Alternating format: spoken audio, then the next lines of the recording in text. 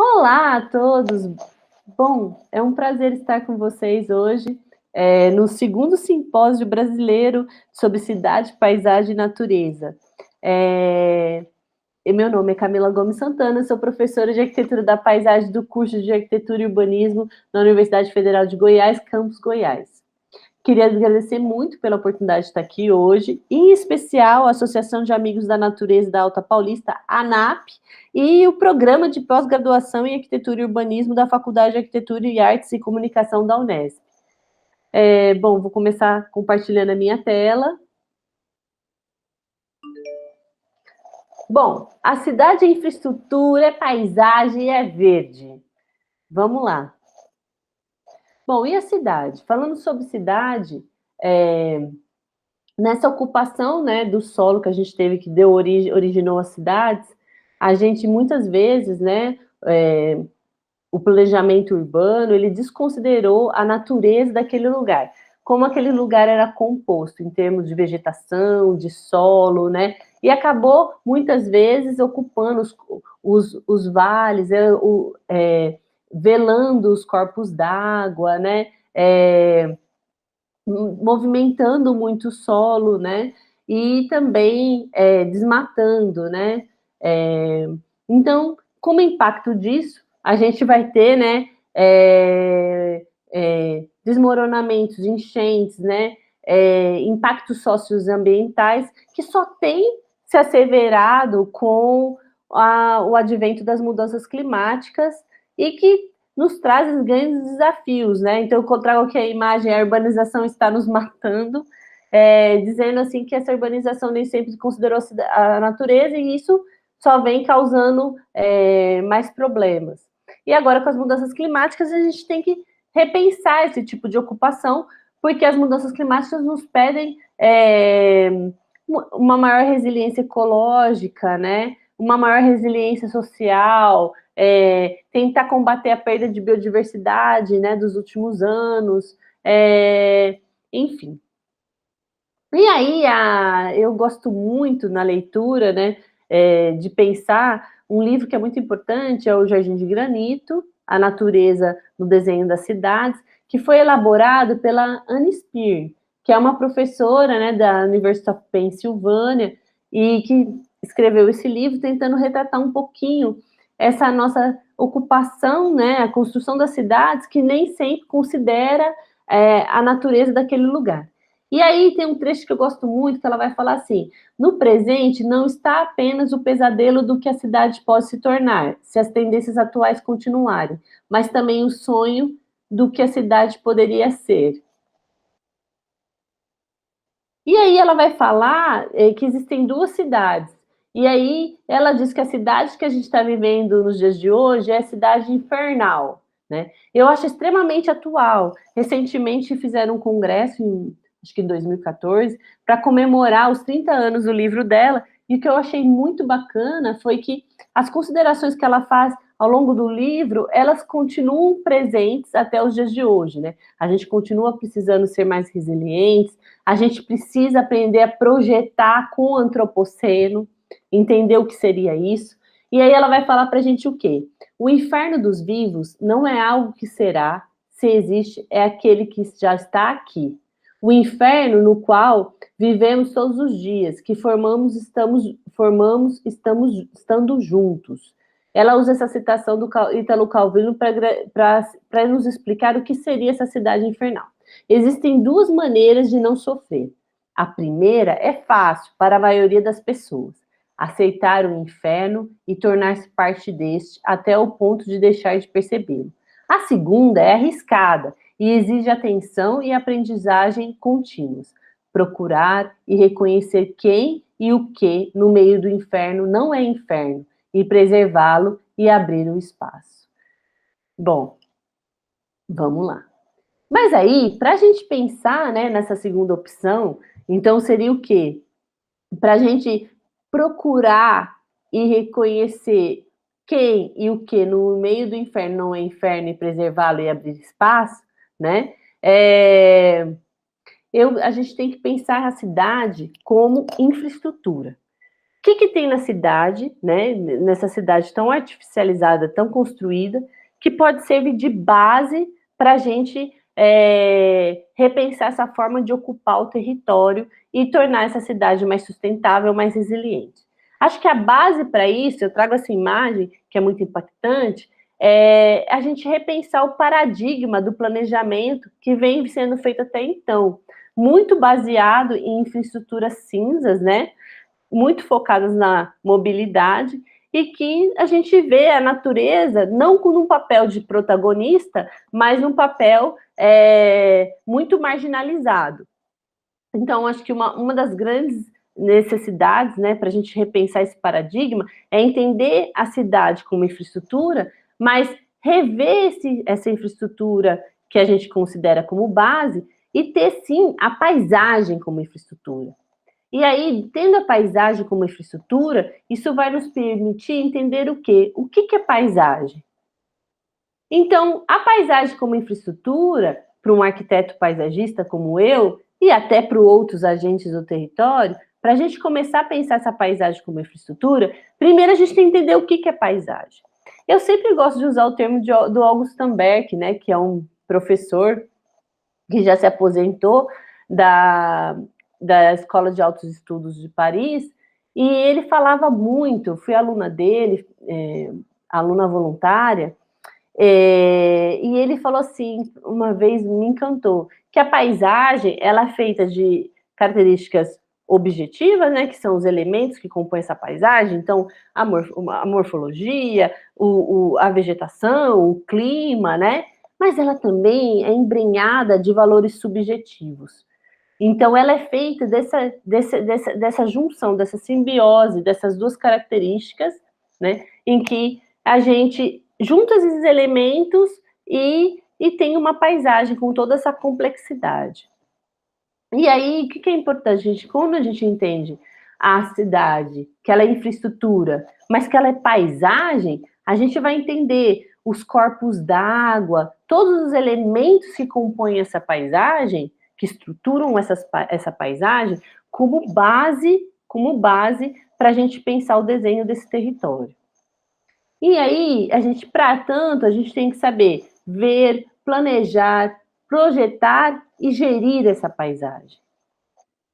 Para que a gente possa imaginar como que o seu sistema natural, como o seu sistema tecnológico e até mesmo o seu sistema urbano, né, valorizando mais do que nunca os saberes populares, né, essa ecologia dos saberes que o Boaventura tanto defende, né, tentando trazer o conhecimento, né, no caso do nosso brasileiro, das bezedeiras, das rezedeiras, né, que são as terapeutas da paisagem no nosso território, ou dos índios, né, tentando trazer esse conhecimento para repensar o planejamento desse território, tendo essa paisagem como base, como infraestrutura. E a relação desses sistemas, né? Então, não adianta pensar esses sistemas de forma isolada, mas a gente tem que pensar a relação de um sistema com o outro. E também pensar esse sistema a partir de diferentes escalas, desde a local, passando para o bairro, né, onde esse lugar se insere, até a cidade, até a escala regional, e pensando hoje, mais do que nunca necessário, né, na escala global, porque um dos principais teóricos da paisagem, o Forman, que dá aula também, no caso da aula em Harvard, ele vai falar, né, que para a gente pensar em biodiversidade, a gente precisa pensar na escala global para poder entender onde estão as grandes reservas de biodiversidade, onde estão os hotspots ecossistêmicos, né? Então, é importante também a gente pensar nessa escala. E sempre tentando promover as funções socioculturais e ecológicas. Por quê? Como uma forma de quê? De rever o paradigma que a gente vinha trabalhando até então, muito centrado em soluções de engenharia tradicional, cinzas, essas soluções estruturando o desenvolvimento urbano das cidades e muitas vezes não dialogando com as áreas de interesse ambiental, né? Interesse que a gente preserve, conserve. E aí, não, repensando esse modelo, pensando na renaturalização dessas cidades, né, como uma forma de promover sustentabilidade e resiliência, e também de pensar algo conjugado, pensar o desenvolvimento urbano em consonância com a preservação e conservação das áreas de interesse ambiental.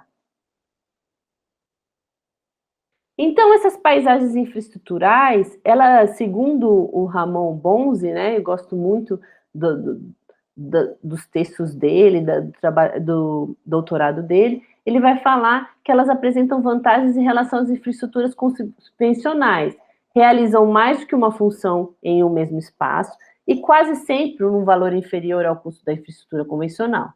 Não são rejeitadas pela população, e, ao contrário da infraestrutura cinza, aumenta o seu desempenho e seu valor com o passar do tempo. Bom, então, além dessa cidade ser infraestrutura, ser paisagem, ela tem que ser verde. Então, a gente vai ver que vão surgir. Então, a gente tem a infraestrutura tradicional das cidades, que é monofuncional, que tem um desempenho, né, específico. E aí a gente vai ver surgir uma outra infraestrutura que, no sentido, vai completar o desempenho dessa infraestrutura cinza já construída, já existente, que vai compor uma infraestrutura híbrida, né? E essa infraestrutura é o quê? Ela é verde, ela é muito influenciada e difundida pelo urbanismo, pela engenharia ambiental e pela arquitetura da paisagem. Ela é composta por soluções baseadas na natureza, que eu vou explicar mais um pouquinho para frente o que são. Ela é multifuncional e, diferente da infraestrutura cinza, ela tem uma tendência, gosta e quer criar cenários paisagísticos, estéticos interessantes. E também ela tenta favorecer o ciclo hidrológico nos lugares e principalmente a drenagem. Então, ela é repleta de soluções de drenagem sustentável.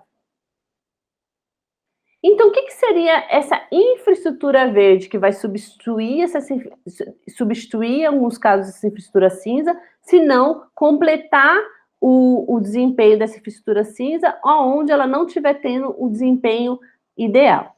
A infraestrutura verde, esse conceito surgiu na década de 90, eu trago aqui um dos livros emblemáticos que todo mundo que estuda infraestrutura verde, né, lê, que é do Benedict e do McMahon, de 2006, né? Eles já tinham feito um texto anterior, mas aqui é o livro, né, deles.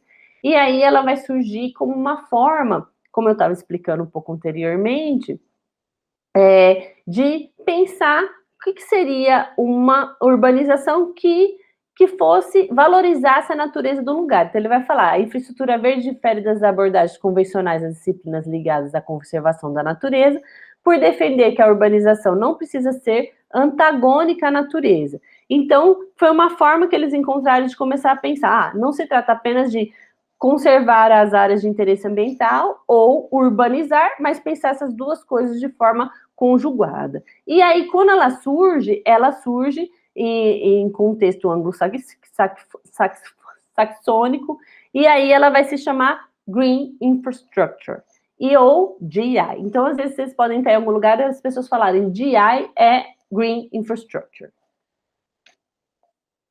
E no momento que elas surgem nos Estados Unidos, né, ela começa esse conceito de infraestrutura verde, ele ainda não tem um consenso, né, ele vai surgir em contexto americano, depois ele vai migrar para a Europa, e aí, no caso da Comissão Europeia, ele começa a ser difundido em 2013, e juntamente com o grupo de trabalho que começa a trabalhar o que seria essa infraestrutura verde, surgiu um grupo de trabalho intitulado Nature Based Solutions. O que acontecia? A ideia era que eles iam pensar nesse grupo de trabalho soluções, elementos que comporiam essa infraestrutura verde. Então, qual que é a ideia? Nature-based solutions, soluções baseadas na natureza, que vão ser eficientes economicamente, mas ecologicamente também, multifuncionais, e que trabalham vários benefícios. Para além do benefício ecológico, a gente vai ter o benefício econômico, social. Então, aqui eu trago um pouquinho a difusão de tudo isso. As Nature-Based Solutions estão cada vez mais sendo trabalhadas, difundidas, né? E tem um grande debate a respeito, né? Eu, no meu caso, como eu estudei em infraestrutura verde, tenho um doutorado na área, eu entendo que os dois conceitos são muito relacionados e um surgiu no sentido de completar o outro. Já tem isso não é um consenso. Tem gente que acredita que as Nature-Based Solutions têm um papel mais de um conceito guarda-chuva e a infraestrutura verde faz parte desse conceito. Mas em termos históricos, se a gente seguir a história, né, o que aconteceu? A infraestrutura verde pensa planejar o território, promovendo uma rede ecológica que vai atuar em diferentes escalas, né, e que tem funções sociais, culturais, econômicas, né, e é uma forma, uma ferramenta multifacetada para planejar com a paisagem. E as Nature-Based Solutions são soluções que mimetizam o desempenho da natureza na tentativa, né, de verdejar, renaturalizar cidades, né, e promover os serviços ecossistêmicos. Então, aqui eu trago um pouquinho essa literatura sobre infraestrutura verde, né, que a gente tem no contexto europeu e no Brasil, só comentando, assim, os principais autores, né, então a gente vai ter o Ian Mayle, na Inglaterra, que tem uma produção muito consistente sobre infraestrutura verde, foi ele que levou o conceito, né, para a Inglaterra no sentido de fazer uma produção, né, acadêmica de artigos, a tese dele é sobre infraestrutura verde, mas também tem outros autores, como projetarem com a Green Infrastructure, que é a Nanda Reuti, uma professora da Sapienza. A gente vai ter também a Karen Firehawk, que fez vários livros, né, trabalha no Centro de Infraestrutura Verde. A gente vai ter grandes referências sobre infraestrutura verde, mas eu queria comentar um pouquinho no contexto brasileiro.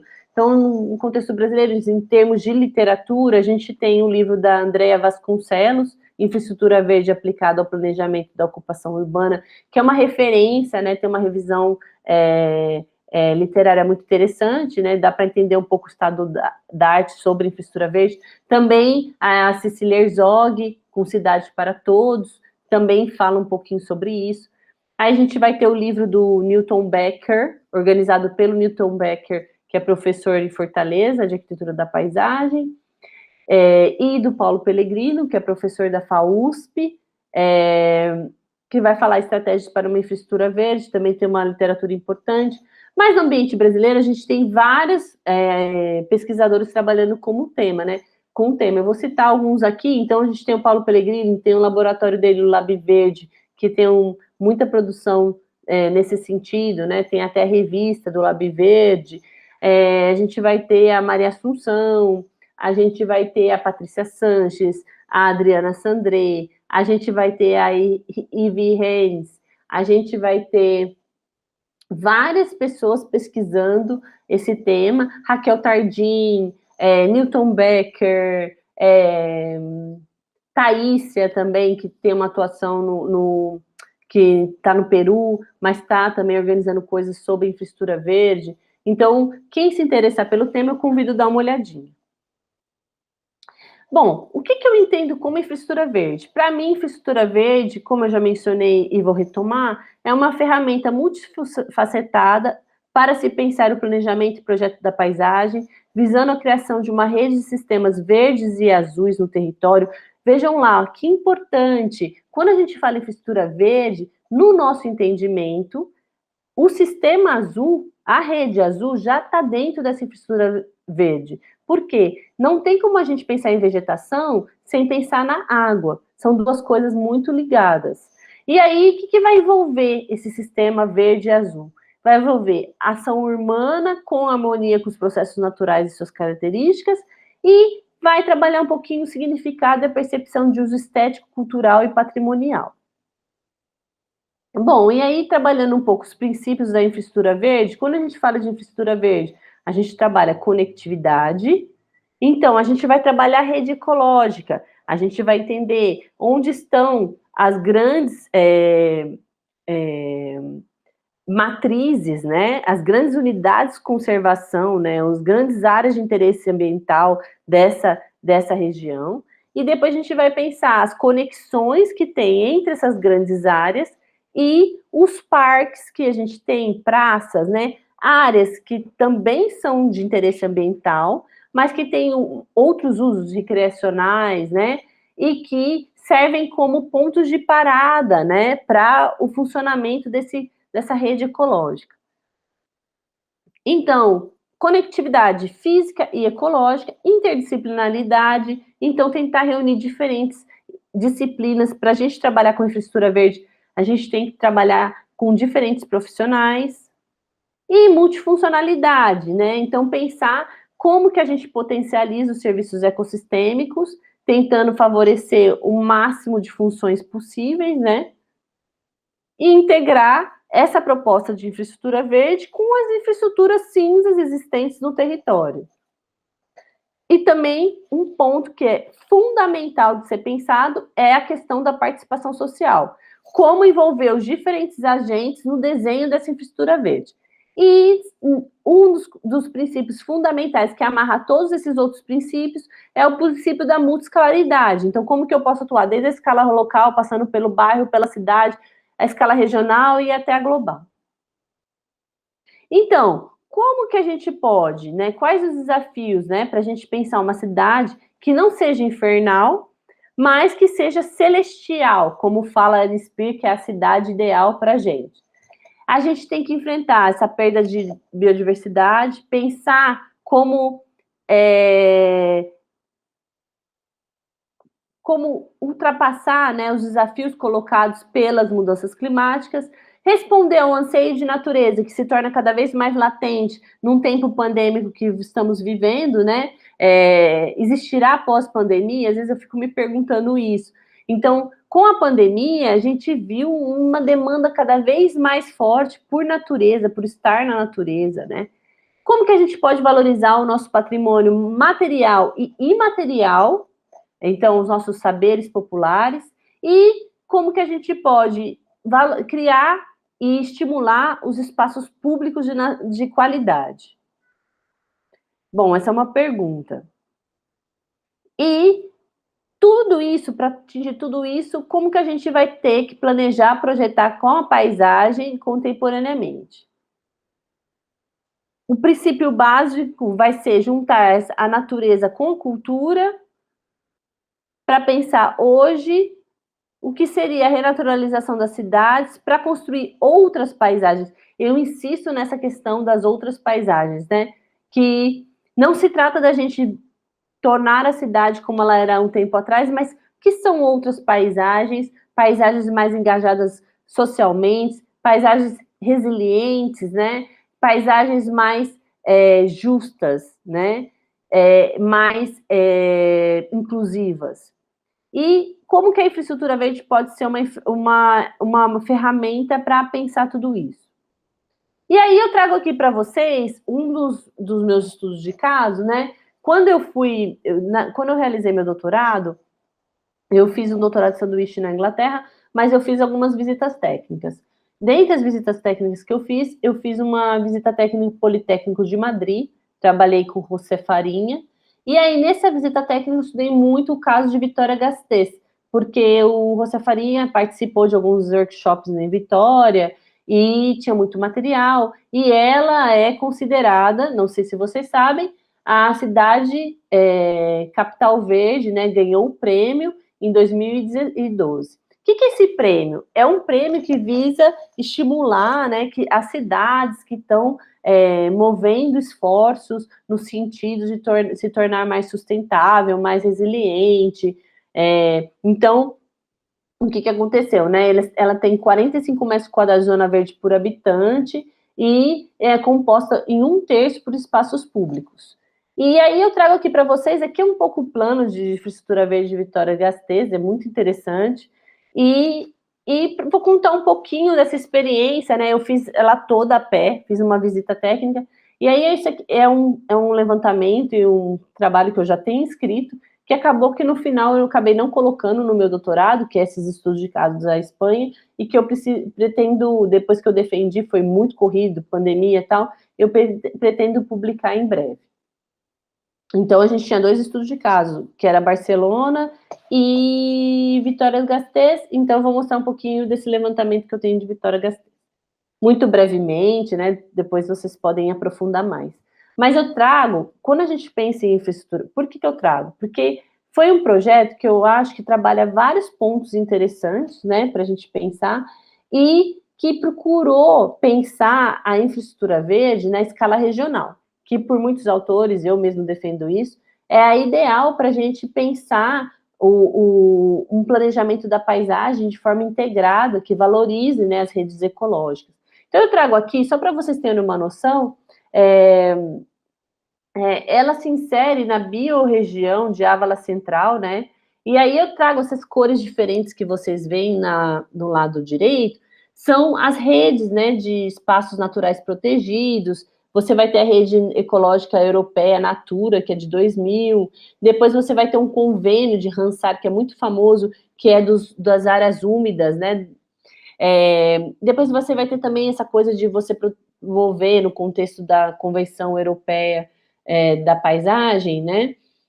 Vão surgir depois dessa convenção, né, que ocorreu, que foi o primeiro tratado internacional sobre a paisagem, vão surgir uma série de catálogos. Então, tem um catálogo sobre essa região, também tem corredores ecológicos definidos, áreas de proteção territorial, caminhos verdes, né? Tem uma série de trilhas. Então, aqui vocês vão ver, a partir de Vitória-Gasteiz, como que eles tentaram integrar a cidade com essa rede ecológica que já existia. Então, aqui a gente está na escala regional, e da escala regional a gente vai ver como que a cidade, né, se integra o município, né, ele se integra nessa rede ecológica. Então, aqui vocês vão ver, por exemplo, nesse verde mais para o marrom, as áreas de florestas que vão abraçar esse lugar, mas uma coisa que já salta aos nossos olhos é a questão da matriz agrícola, que é uma região que tem uma área agrícola muito generosa, né? Então, entender também os esforços da cidade de se integrar a essa região agrícola, no momento que a gente viu com a pandemia que não se trata mais de pensar agricultura fora da cidade, mas incorporar essa agricultura. Então, a cidade não é mais um lugar só de consumo, mas ela é um lugar de produção. Então, olha que interessante, como que eles vão pensar isso. E também a ideia de um cinturão verde, que é algo que a gente vem debatendo na cidade de Jardins até os dias de hoje, mas em tempos contemporâneos, o que seria isso? Então, esse município ele é muito conhecido por esse cinturão verde que ele apresenta, não sei se estão conseguindo visualizar aqui. E também pela rede hídrica, né? Vocês podem perceber também que quando a gente pensa o desenho verde, eu falo isso muito na minha tese, ele é sempre muito norteado pela água, né? Os vales, né? O caminho dessa água. Então, a gente vai ter aqui em azul os rios, né? Que são muito importantes, e depois alguns itinerários verdes que estão em vermelhinho, né? E as zonas verdes urbanas são esse verdinho mais claro. Mas eu acho bom pontuar, assim, que dentro dessas áreas verdes urbanas, eles sempre tentam pontuar as áreas que são de interesse comunitário. Então, sempre trabalhar a questão do espaço público, né? Então, pensando esse território, mostrando, trazendo ele para vocês, né, para vocês conhecerem mais, ele é um território que tem 225 mil habitantes, que tem uma boa parte do território agrícola, né? A gente pode ver que ele tem uma rede hídrica importante, uma série de aquíferos. Então, a gente vai ver essa área, né, mais roxeada, um azul mais para o roxo, que são os aquíferos. A gente vai ver a rede de saneamento em vermelho, né? E aí mostrando para vocês as áreas azuis. Então a gente vai ver que os rios têm um protagonismo muito grande no desenho desse território, né? Tem uma rede hídrica, né? Muito protagonista. E aí, tentando entender esse lugar a partir de camadas, né? Numa chave, o planejamento com a infraestrutura verde que foi feito, ele foi realizado lendo o território em camadas, né? Tentando entender quais os locais, a partir de determinados critérios, né? Então, eu mostrei o critério da rede hídrica, agora eu estou mostrando o cinturão verde. Então, onde a gente seria mais legal de ocupar e onde seria mais legal de preservar, conservar. E aí eu acho que está muito numa chave McHargiana, né? O Ian McHarg foi um professor da Pensilvânia, arquiteto da paisagem atuante, que trabalhou na rádio, difundiu, né? Muito como que a gente projetava com a natureza. O livro dele, emblemático da década de 60, se chama Design with Nature. E aí eu vejo nessa tentativa, nesse planejamento que fizeram, uma intenção de também ler os territórios em camada, tentar sobrepor essas leituras no sentido de identificar as potencialidades e as fragilidades desse território. Então, aqui eu trago para vocês darem uma olhada, esse cinturão verde, né, que ele é protagonista nesse desenho da cidade, como ele está relacionado com a rede hídrica. Então, aqui a gente vai ver, por exemplo, tem um wetland muito importante, né, que é famosíssimo, que é patrimônio ao lado direito, né, então tem uma série de áreas úmidas, tem brejos, né, corredores ripários, e aí a gente vai vendo aqui surgir, né, essas regiões, né, então, que são propostas. Então, aqui a gente tem esse cinturão verde e os parques que compõem esse cinturão verde. E aí aqui a gente vai vendo que esse cinturão verde, ele começa a ser relacionado com o cinturão agrícola.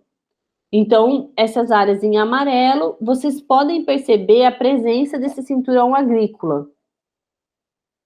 E aí, passando por tudo isso, a gente tem os corpos d'água. E uma coisa que eu acho muito interessante dessas esmeraldas da paisagem, a Catarina Lima ia falar muito isso, né? Que ela fala que ela rouba do Frederick Law Olmsted, que foi um dos grandes idealizadores do Central Park.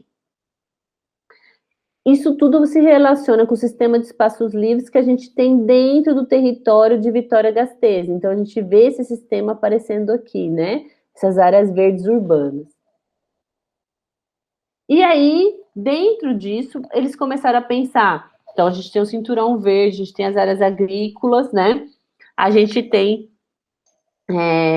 essa rede hídrica, e aí eles começam a pensar essa trama urbana de parques, jardins, tem até cemitérios, zonas verdes, que formam esse sistema de espaços livres que vai amarrar esse cinturão verde, né? Que vai criar essa conexão ecológica e física. E aí, além disso, eles têm todo um programa de mobilidade. Eu fiz a cidade inteira a pé, não achei puxado. Você tem roteirinhos assim que você pode fazer a pé ou fazer de ônibus, muito legal, com um tempo de percurso. Convido vocês a procurar o mapinha. Antes eu tinha até colocado o mapinha, mas tomou muito tempo e ia me atrasar muito na minha fala. Mas eu acho que é interessante para vocês entenderem essa conectividade que eles tentam promover, né? Então, como associar fazer com que as pessoas percorram a cidade. E também tem um sistema de ônibus público em que você percorre todo o território, muito interessante. Bom, e além disso, como eu queria mostrar a questão da conectividade, essas fotos são minhas, durante o percurso a gente sempre tem caminhos verdejados com diversos estratos vegetativos que produzem diferentes cenários, com desenhos de piso diferentes, convites para se sentar, convites para caminhar, convites para andar de bicicleta. A gente vê muito a presença dos dosséis.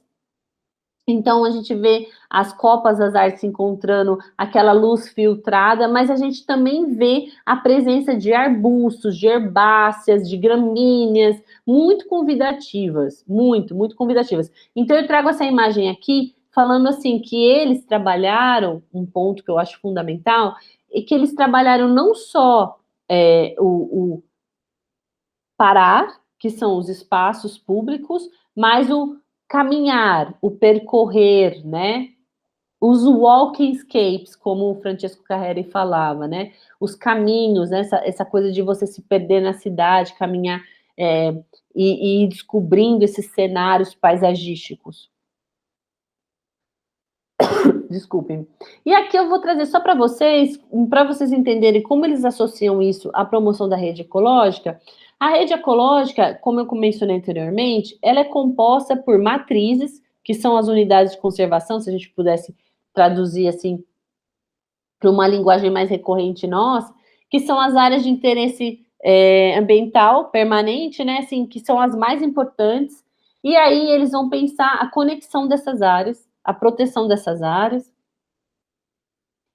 Para pensar a proteção e a valorização dessas áreas, eles vão criar um sistema de parques. Então, aqui eu percorri quase todos, nem todos estavam prontos. Você tem um cinturão verde compostos por parques lineares, e cada parque você vai ver uma função diferente. Então, por exemplo, o Zadorra era uma área que tinha muitos alagamentos. Então, ele está aqui na parte superior, né, de Vitória-Gasteiz. Então, eles vão repensar a questão da drenagem nessa região, promovendo áreas de alagamento. O Olarizo é uma área que é jardim botânico, né? E esse sistema de parques, ele tem 30,8 quilômetros e pode ser feito de bicicleta em 2 horas e 30 minutos. Então, é muito agradável, porque em vez de você ter só um lugar, um parque isolado, você chega nele, né? Então, você tem conexões. Então, vou mostrar um pouquinho aqui para vocês, muito brevemente, né? Isso aqui são imagens que eu tirei enquanto estava visitando. Então, você tem o Zadorra, você tem um corpo d'água muito importante, que se chama o Rio Zadorra, e aí ele vai pensar todo o verdejamento dessa área com o acesso. Então, são áreas que você anda caminhando, né? Vai vendo. E aí você tem um desenho mais naturalista, de paisagem, né? Em que você vai percorrendo, passando, né? Vai tendo contato com o rio. E aí eu trago um ponto importante que enquanto você está percorrendo, você tem um encontro do parque com as áreas agrícolas, como se essas áreas agrícolas compossem essa paisagem. Gente, eu achei isso incrível. E também a paisagem, né? Esse desenho da paisagem, ele não é tão construído com desenhos de piso coloridos, né? Nesses parques eles têm uma chave mais naturalista de deixar a vegetação tomar conta, né? Pensar alguns equipamentos de lazer. E aí eu vou trazer outro parque, né? Então, eu tô saindo dos Andorra, vou percorrer, que é o Saburua, que eu nunca muito sei. E aí a gente vai ver um lugar com uma área molhada expressiva, onde tem esse wetland muito famoso, né? Que é patrimônio, Ramsar, que é patrimônio tombado, né? Então tem toda uma fauna e uma flora vinculada. E aí eles vão pensar um parque para valorizar essa área, grande área azul, né? Que a gente tem. E aí eu trago aqui só para vocês verem como são elementos muito simples, né? Um paisagismo mais solto, mas que você vai ser instigado, porque vão construindo-se cenários assim. E aí o wetland, a água, sempre, em todos os momentos que tem, né, tem toda uma valorização da biodiversidade, você tem sinalizações explicando que espécie tem ali, vegetação, o que você está vendo. Então, eu trouxe aqui só para vocês terem uma ideia. Eu ainda não consegui levantar isso aqui, são todas as fotos que eu fiz pelo celular, mas assim, você tem toda uma ideia do brejo, do que é composto brejo, as pessoas entendem, né, qual é a dinâmica, e tem momentos que você está muito mais afastado, que você não tem ideia que tem um brejo lá dentro, em outros momentos você chega perto do brejo, tem um contato, então também pensar nesse desenho, projeto do antropoceno, né, que agora o pessoal principalmente da Universidade de Pensilvânia, fala muito, como que a gente pode fomentar isso? E aí também outro ponto importante é a gente pensar os percursos que a gente possa permanecer, né? A relação das áreas verdes com esses caminhos, né? E aí a gente vai chegar no parque normalmente não tem cercas, muros, né? Não tem isso. A relação é muito mais de permeabilidade, de interação, e aí a gente vai vendo que estrutura essa paisagem, os elementos, o plano de fundo e a contraposição desses elementos que compõem, estruturam essa paisagem. E também eu acho importante colocar como isso tudo se liga com o urbanismo que está sendo proposto. Então, você chega no parque, esse parque ele dá a avenida, é um eixo que dá no parque principal e a relação com as edificações. E também essas edificações, como que eles vão se ligando. Então, saindo do parque, você tem todo um percurso com uma área molhada, de espelhos d'água. E aí a gente vai ter o Olarizo, né, que é o Jardim Botânico, é outro parque que ele tem mais um perfil mais educativo, né, de apresentar as espécies da região. A Gasteiz, ele fica na Espanha, num país basco, que tem uma tendência separatista. Então, assim, mostrar a identidade desse lugar, o que compõe esse lugar, é uma coisa incrível. Então, a gente vai ver sempre essas sinalizações muito sutis, mostrando o que está sendo ali, onde que é aquele parque. E aí você adentra e já vai sendo introduzido por essas espécies. Então, aqui é um pouco o plano para a gente ver. Por que eu trago os planos? Para a gente ver que o desenho, né, os percursos, a forma como se espacialista, e tem características diferentes, porque eles estão sendo integrados em pontos diferentes da malha urbana. E aí eu acho legal para vocês verem aqui, tem um mapinha, né, e que mostra em cada região desse projeto, desse parque, que área específica, né, ele está demonstrando da comunidade europeia, que parte a gente específica está trazendo que tipo de vegetação. Então, aqui trazendo a gente percorrendo, a gente vai vendo as espécies, como se elas estivessem dispostas, e aí tem só uma sinalizaçãozinha para a gente ver cada tipo de espécie, e depois você tem alguns mirantes para olhar isso de cima e contemplar toda essa paisagem. Então, aqui também é uma área úmida, então estou mostrando como as edificações vão se conversando com essas áreas, e são conjuntos habitacionais, e aí como que essas áreas verdes, né, elas vão dialogando, né, entre si, você vai interagindo. Então, aqui tem uma sinalização que conta um pouco o contexto. Sempre tem a questão educativa no desenho dessa paisagem, na estruturação dessa paisagem.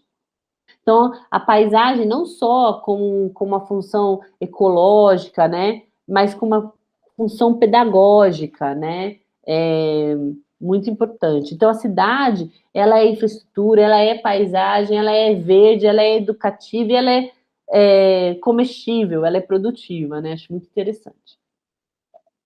Então, aqui eu trago assim, só para vocês darem uma olhadinha nessa sinalização. Então, está disposto, não é nada que é um canteiro desenhado, muito delimitado.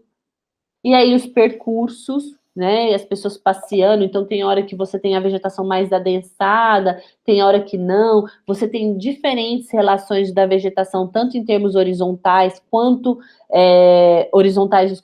verticais. E também aqui no caso era início de inverno. Então você tem colorações diferentes, né? No decorrer do ano. Então tem a questão da sazonalidade. E sempre todos esses espaços são conectados por percursos, ciclovias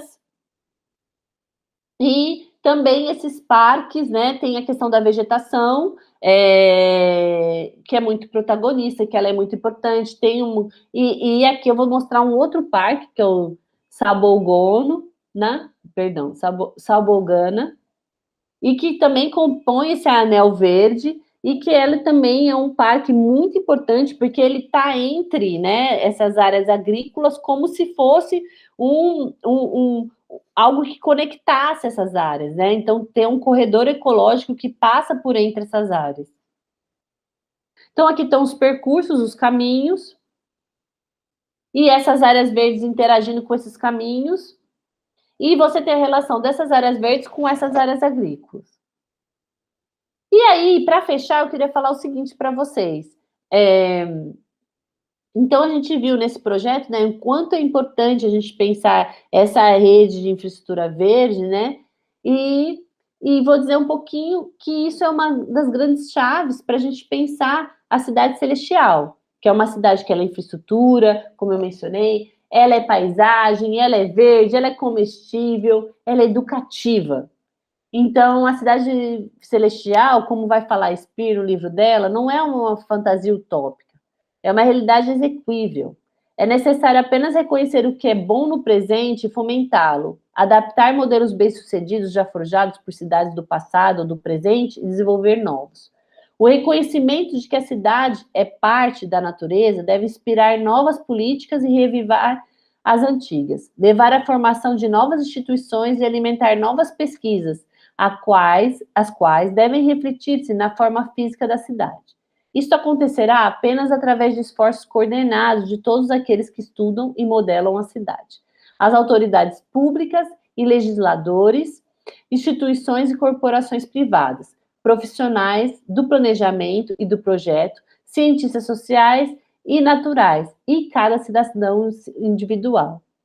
E nunca a gente pode nos esquecer também acho que é importante colocar aqui, a importância do saber popular. O que essas pessoas querem para essa cidade? E envolver essas pessoas na construção dessa cidade celestial. Gente, muito obrigada. Foi um prazer estar com vocês hoje. Se alguém tiver alguma dúvida, quiser entrar em contato, fica o meu e-mail. Muito obrigada.